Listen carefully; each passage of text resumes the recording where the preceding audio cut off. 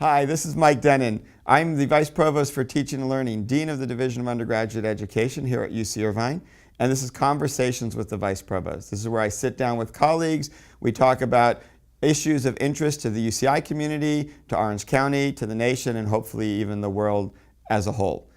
Today it's my pleasure to have my colleague Marcelle Holmes with me. She is our Associate Vice Chancellor for Wellness, Health, and Counseling.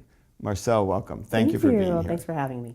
Well, I think we just start off very generally. In my lifetime, I feel like mental health issues in particular have gone from things you don't talk about at all to things that people recognize as a reality and then want to help with. How has that played out, at the big level, and then we can drill down to some specifics among our student body here at UCI? Yeah, I think our national trends really mirror what's happening at UCI and nationally. There have been some polls of college counseling center directors, and they themselves have noted an increase in the level of severity of mental health problems, the number of hours it takes to work with students. So our national trends are no different from our local trends. Right. We're seeing a lot of anxiety and depression. Those are nationally the top two. And again, same thing for our counseling center. Yeah. Relationship issues, sometimes some self-injury and some suicidal ideation and sometimes gestures. Right. So again, I think there's a few things that have been going on, right? I think the pressures for being an undergraduate and a graduate student are more intense than they were Right. 20, 30 years ago.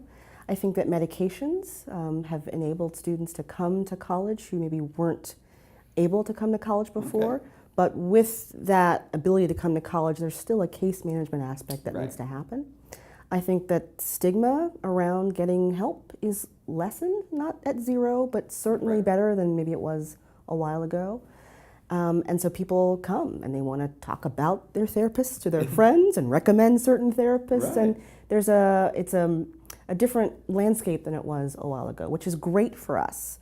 But it's also then drives more people to our center. Yeah, and I think something you said in our little teaser discussion struck me particularly interesting, is the students themselves, even the ones who don't maybe necessarily need help right now or need immediate help, are aware of their peers needing help and are becoming advocates for each other. Is that? Absolutely, and we've seen a huge increase in who are we hiring and what the credentials are of the therapists, just to make sure that we have expertise areas that are going to fit with what the student body needs. We have multilingual therapists. We have therapists who have been who are experts in veterans issues, in undocumented students, issues in assault, trauma. So we've had a lot of interest from students to make sure that our therapists are qualified to meet their needs. Now, you mentioned something there that's very important when thinking about UC Irvine. Our student body has rapidly changed. And it's in many areas. A group you hadn't mentioned yet might be interesting to talk about. We're now 20% international in the incoming class. The overall percentage still not quite there. And that's occurred over like 5 years. And I can imagine that has impacts for the students themselves who are international, but even our domestic students. We're first generation, we're over 50% now. We became Hispanic serving. There's a lot of changes of who the students even are and who the students have to interact with. How does that kind of play out in this space? Do you see that much in the mental health area, or is it more in other areas? Yeah, I think it's all over the campus, right? So in terms of orienting a student to what it's like to live and work in a communal environment, to share a bathroom and share other spaces and eat new foods and get used to culture and customs, we're absolutely seeing there's some adjustment that needs to take place in those first few weeks and months. We also have, can you just imagine being an 18, 19-year-old person and having your family be not just in a different time zone, but Right. It's really far away. And if you have questions or concerns, you need to maybe fend for yourself a little bit longer than maybe you did before. Yeah. So we definitely see that students are adjusting to their new lives here, and it takes some time to adjust, to be a young person whose brain's still developing, and to figure out how to accommodate all the new things that are coming at them rapidly. Now that's something interesting. I think we know more now about brain development. You just mentioned brain developing, and I think there's this impression often, and in the past it was sort of, you were an adult once you finished high school, maybe even earlier. And so you go to college, you're just now an adult, good, you're on your own, you should be good to go. And now we know the brain's still really developing.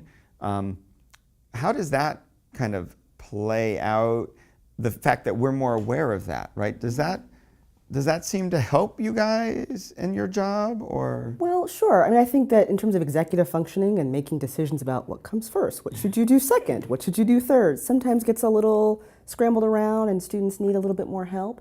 We are absolutely on board with helping students when it's necessary so that there are no great falls that are catastrophic. Right. But we're also encouraging them to grow and develop and practice their independence. And so we know that students may not get it perfectly when they start Right. college, but our goal is by the time they graduate to practice being self-sufficient, to make their own decisions with our coaching and with our support. Great.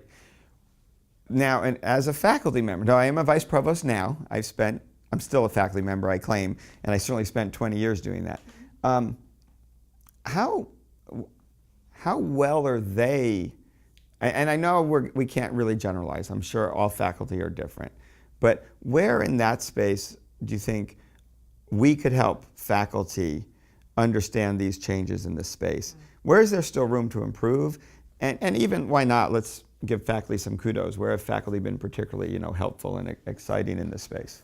Well, this is a great question. In the early 2000s, I was faculty, long time ago, for a few years, and I had no idea what was going on behind the scenes in the residence halls, between interactions between students outside of classroom time. So, it's been a great, wonderful thing to have faculty members interested, showing up to events, learning more about their students' lives after hours and in between the class time.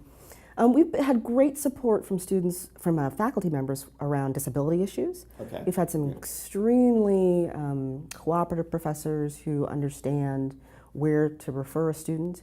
They know what they can ask, what they can't ask, what's legal, what's not legal, and how to make accommodations rapidly. In a 10-week quarter, if a student doesn't get the accommodation that they need until week 3 or 4, that's a huge chunk of the class that they've missed. So so kudos to the faculty members who really get disability services and how important that is for supporting our students. Where could faculty be helpful? Again, I think normalizing struggles. Okay. The idea that lots of people have mental health issues. We don't necessarily need all faculty members to come out and say, I too have been depressed. Right. It might be a nice thing, a nice campaign to run, but we don't need it to happen. But to not be so shocked and overwhelmed to hear a story about why a paper is late, but to really be able to know, hey, let me walk you over here. Yeah. Again, we have a lot of faculty members who do that, who physically walk students to our counseling center, and that's great. Yeah. It'd be nice if we really worked hard on making sure that the stigma around mental health issues and struggle was lessened. So I like that. Let me probe just a little more, because I find this not just in mental health, but in other areas. And certainly some of my colleagues, I think we're not professionals in any way. We may not be as aware of the support that's around. And so I think one of our fears is the student getting away with something, right? There's less a stigma, perhaps, and more of a, again, as you mentioned, it's a 10-week quarter. If it's a small class of 20 students, 30 students, okay, you have a good sense for what's going on. If it's particularly, one thing about UCI, we do have enough and a lot of small classes, but it is certainly true that many of our first-year courses are the 200 to 400 person course. Sure. So as the faculty member, I'm not going to really know you. You're going to come to me, and you're one of 30 people whose paper is late. Right. Are there things we can maybe help our faculty either feel less worried about the student getting away with something so they can feel more comfortable in this space, encouraging? Is that something you've heard other faculty express? No, it's a great question, because at some point, how many grandmothers do you have who died, right? Yeah. So if a faculty member is ever concerned or confused or wondering, wow, this is the third excuse I've heard this week, they can always ask us to verify, to do what we can to back check. It may be that the student's also having some problems in other classes, and we can absolutely verify this is a real thing, that they really did have a family member who was ill, or there's been some kind of family crisis. And I completely agree. Often we would prefer that you check and verify disability versus accommodate it just because you believe the student. Right. The student really should be providing us with documentation, doctor's notes, paperwork, test scores, reports, and that way we can do all the work for the professor and just kind of rubber stamp that this accommodation is reasonable. Yeah, great. No, and I know in my time here, I've loved the support I've gotten as a faculty member at UCI, whether it's from disability services, athletics, counseling, wherever it is. You know, and I think more of my colleagues maybe, many of us I think know, but even more can be aware of that support that's there for them to make those decisions so they don't have to make that call. So kind of a transition question, because our next topic is going to be parents. So in this transition space, certainly the stereotype out there is the kids who have come to us, the students who are coming to us, have maybe experienced more helicopter parenting than previous generations. We'll talk about the parents' reaction to sending them here in a moment, but have you seen impacts of that on the students' ability to transition when they are suddenly going from maybe an environment of extreme parental oversight to the university of freedom? Sure, on both ends, right? Yeah. So you get lots of students who come here who just assume that their parents have access to things. Okay. And that they want their mom to call because that's what mom's always done. And they are kind of shocked when we say, well, you need to give us permission. No one has called your mother yet. Right. To the other extreme, where students are raring to go, excited about their freedom, and in fact have left mom and dad or grandma or aunt behind, right. And there really should have been more involvement. So we see all different kinds of extremes. And I think there's some things that parents can do to have some conversations with their students, or family members can talk with their students about prior to sending them off. So that's our segue to parents, our second topic. Lots of things we could talk about there, but one thing that kind of interests me, I'm going to put Ramin on the spot, because when he does his orientation speech, he likes to emphasize that the old version of college was drop your kid off and leave, we never want to see you. The new version is we want some involvement, but yet we still have, as you alluded to in our teaser, the rules, the laws, they really are different. From your office's perspective, you know, what are some of the number one issues there around parents, and then maybe what are some things we're doing or could be doing going forward? Number one issues around parents. So I think, right, there are some parents who are intervening a little too much, right, and need to back up, and some parents who want to understand the financial situation and where is my student spending their money, and how is he doing in classes, and why not, and why is he doing so poorly, or, you know. So we certainly have some of those parents. I think fewer than maybe you'd think, but okay. There are some parents who are helicoptering, and it's hard for them to let go. And then we go to other extremes where their students are doing all sorts of things that I think it'd be nice to be able to tell a parent about, right. But there are some laws that prevent us from doing that. And that's hard for some parents to really hear and understand. Yeah. There are some limitations to what we're able to share with them. Sort of structurally, I see this maybe as one of the next frontiers for universities structurally, is figuring out, we have all sorts of programming for our students, for our faculty and our students, for our alumni. I know as UCI, I think we're on the beginnings of what I would call parent programming. So if you had a magic wand and an unlimited budget, which we know we all get regularly, okay. Right? Where are some like places you might see parent-type programming that would be really sort of a cool way to bridge some of these gaps? Particularly, and I just put it out here, as we get 50, 60% of our students, they're the first in their family to go, so their parents may not have a real conceptual model of the university. Sure.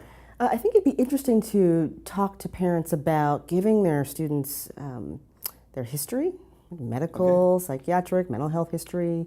By the way, you were on some medication when you were younger. By the way, this is what runs in our family. Here's what you might want to be tested for. I think it actually would be really interesting to do, here's some conversations you may want to have with your student prior to going off. Some issues around alcohol, what your values are, right? What your expectations are. You understand that they may go off and have some freedoms, but I think it's always a good idea to talk about what your values are. Right. And that they can make some bad choices, but they're not bad people. Right. It may be useful to have a half an hour, 45-minute conversation with some parents about just some preliminary conversations to have. I think that some parents may need just a refresher on some of the laws, HIPAA right. and FERPA, and when you call and you ask for things, why the person on the other end is not going to be able to reciprocate.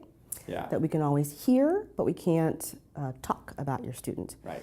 might be nice to have a little module where we explain what law we are actually referring to and why that's important and why we don't have any control over that, but how you get around it. And you get around it by asking your student to sign a consent form. Yeah. And we can't pressure the student to do that, but a parent can do whatever they want. Yeah. So it might be, I think that might be the next frontier, and just in terms of little modules about how the laws work, what they are, and again, how to tell your student about what you value and what your expectations are. It's probably all of them, but do students, parents, are they more, I know I don't actually use them, but I have total access to my kids' daily grades in high school now. Right. That's just too much of an effort for me. Maybe it's also because I'm in education and I see too many grades all the time. And my kids are pretty good at telling me where they are, and I've never had a surprise. Yeah. So it's never been like the final grade comes and it's like, ooh, where'd that come from? So is that a space that's driven them? I'm really intrigued. You're right, the comment, and this is something I'm glad we had this conversation. I'm now going to let my kids make sure they know their medical history because, but I do remember having to tell my kid how to actually get to a pharmacy, right, at her college when she's been there. So it's interesting. There's probably the stuff the parents don't know they don't know, and then there's probably the stuff they're actively doing. I would say most of what they're actively doing must be around grades. Is that true? Or is it more behavior? Because there's also that whole issue of, is my kid getting in trouble and misbehaving? Right. We see more the behavioral side really than the grade side. Yeah. And we'll see things like, why has the university done this horrible thing to my child? And there's a whole list of things that the student is responsible for. But again, the parent doesn't know. Yeah. So I think we're seeing less about grade complaining and more about discipline, access, deadlines that didn't get met, and can we make exceptions to deadlines, those sorts of things. And are these places really where our students could do more learning here and learning how to advocate for themselves and how to partner with their parent to be an advocate? Mm-hmm. So maybe that's another place, thinking about programming for our students of how to do advocacy. Is that? I'll admit my own ignorance. Do we even have something like that at the moment for our students, if that makes sense? And I think in their interactions with our offices, so I oversee care and health promotion and social workers, I think the individual offices do a great job of prepping students, helping them understand how you can best advocate for yourself. And here's a script that you could actually use when you talk to your professor, and actually I'll do some of the back end and you do the front end. Yeah. So I think the individual offices do a great job of but maybe as a campus we might want to look, could we improve in the program, with our magic wand and unlimited budget in the programmatic area. But this is great, and I know, from my own personal experience being involved with your office, what a good job we do. A lot of it has to be behind the scenes and confidential because of the nature of your work, but I think we do get it done. And so even though we can't tell anyone what we've done, it's been amazing stuff. Yeah. That's the problem with our office. When things are going well, nobody knows. Yep. And then when things don't go so well, everybody knows. Yeah. So that brings us maybe to the most prominent from a national point of view issue. And of course, it's the area of sexual misconduct. It's getting a lot of press right now. It's in, I think, in the federal government's mind. It's probably at all levels. It's in people's mind. And it's a very, very challenging issue to navigate. And I think you had 3 good ways of looking at it, you mentioned in the teaser. So maybe I'll just frame it there and let you go. Sounds good. So our cluster oversees some of the sexual assault response. So what happens if you have a student who's made a complaint? I know student life and leadership takes a look more from the disciplinary conduct end. But I'm thinking about it in 3 ways, right? One is, what's the response after an assault? And so what kinds of services do we offer for people who are complainants? Then what are we doing to create an environment that reduces the likelihood of violence? Because we could hire lots of therapists, but we really need to be doing, and we are doing, things to try to prevent these assaults from happening in the first place. And then the third, I think, prong is then how do we respond to the respondent, the person who's being accused of having done some sort of sexual misconduct. Yeah. So I can talk about the response services in terms of what do we offer people who've made a complaint. And our care office is really the office that's flagship and oversees a lot of that work. And we have an advocate, and that's a special designation of a person who is trained to be kind of a first responder. Okay. So might actually go to a hospital if there's an issue that's happened, would talk about legal options. So where does one report within the structure of the university? How would you make a report to the police, for example? Do you want to? Why would you? Why would you not? And they do just an extraordinary job of hand-holding with students. And faculty and staff. That's a service that we offer for faculty and staff now as well. We also have a position of a psychologist who is trained in trauma specifically. Okay. And so who can maybe keep a student for a little bit longer, who's maybe is over the initial issue, but needs a check-in from time to time. And I assume that person would also do other types of trauma as well. Sure. Yeah, okay. It's not just the trauma that unfortunately might happen at the university, but some students, I think, more and more are coming to campus with some sort of trauma background, whether that's a parent who's been in distress themselves or something that's happened prior to coming here. So this person really does work very well with all different kinds of people.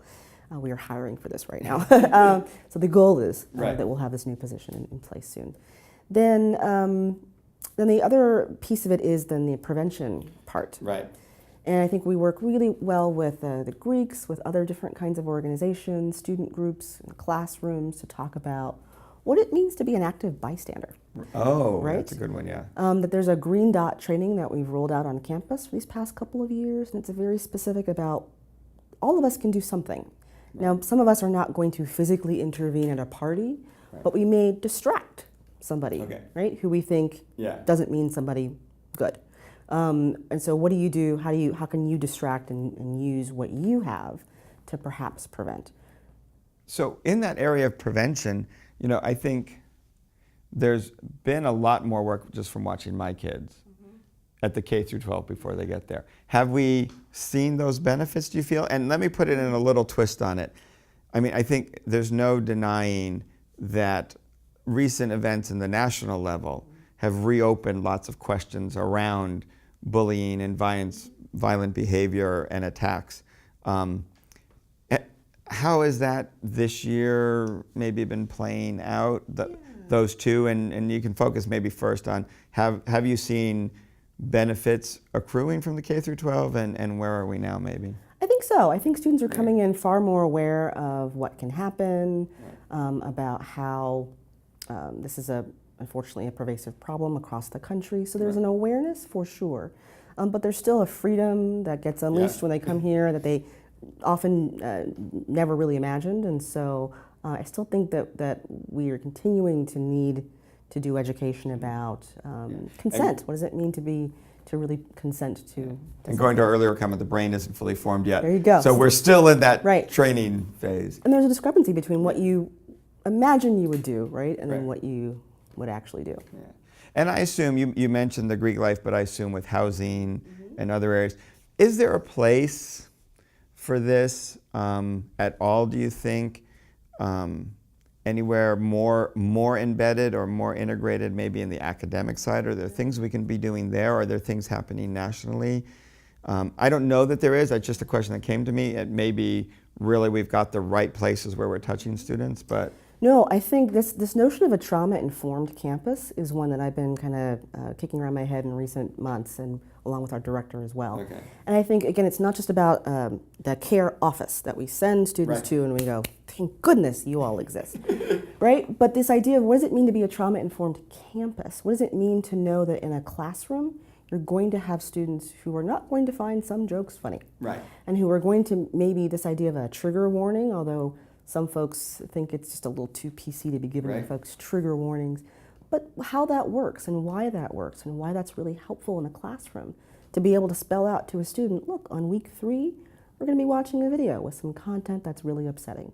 You can choose to come if you want to stretch your legs during that part of the video, go ahead and do that. I absolutely agree that we can do more to partner with the academic side to think through what it means to be a trauma-informed campus in terms of the instructional level as well. And is there a space also, because I think what a lot of faculty are interested in is maybe getting better informed or trained to also navigate helping the student through that, right? So where appropriate, right? I mean, there's going to be some students who they're not even there yet with where they are to maybe handle what's going to happen in the classroom. But there's other students who maybe they think they're not, but this is a point where really okay, this would be a positive experience to deal with it in this safe academic classroom if I'm able as a faculty member to make my classroom feel sufficiently safe. So, you know, is that also a partnership I think we could sort of pursue down the road? I think so. Great. The last piece you had mentioned, and just maybe briefly touch on, is the people who are, you know, what was the word you used? Respondents. The respondents, Yeah. okay. Yeah. Yeah. And, you know, so again, I think a parent's worst nightmare is to have their child go out and something happens, right? But we also understand that there are parents who are concerned about what happens if my child is accused of something. Right. Do his or her rights just stop, or are there rights as well? And there are absolutely due process issues that the university upholds and does a great job of upholding. The system-wide, there's now a mandate to have a respondent services provider. Okay. And UCI has one who also does many other things on campus as well. But this person is really here to support faculty member, staff, or student through a sexual misconduct complaint. Oh. So what are that person's rights? What's at stake, right? There could be a suspension or an expulsion at stake here. When is your hearing going to be? How would you like to prepare for that hearing? How are you interfacing with your lawyer? Which is becoming, we're seeing a lot of that more and more. So again, we think that these people are not entitled to fewer rights. They're entitled to the same kind of rights that anybody else has. Yeah. And I think we thought initially that this person's caseload would be very small. You may have an occasional person who says, well, what is this respondent services thing? But in the first year, we've had dozens and dozens of students. Okay, so good. So it's a good thing to have. Well, thank you, Marcelle. This has been a wonderful conversation. I think it brought up a lot of issues that some people on the campus are aware of, but I feel that there's things here that everyone can learn from. Thanks so thank you. So thank you very much for clicking and watching the video. This has been Conversations with the Vice Provost. Thanks for watching. This is the time where you get to be part of the conversation. Comment below. You know the drill. You know how to do that. Subscribe, follow us, look for us on all our social media, and stay part of the conversations. Thank you.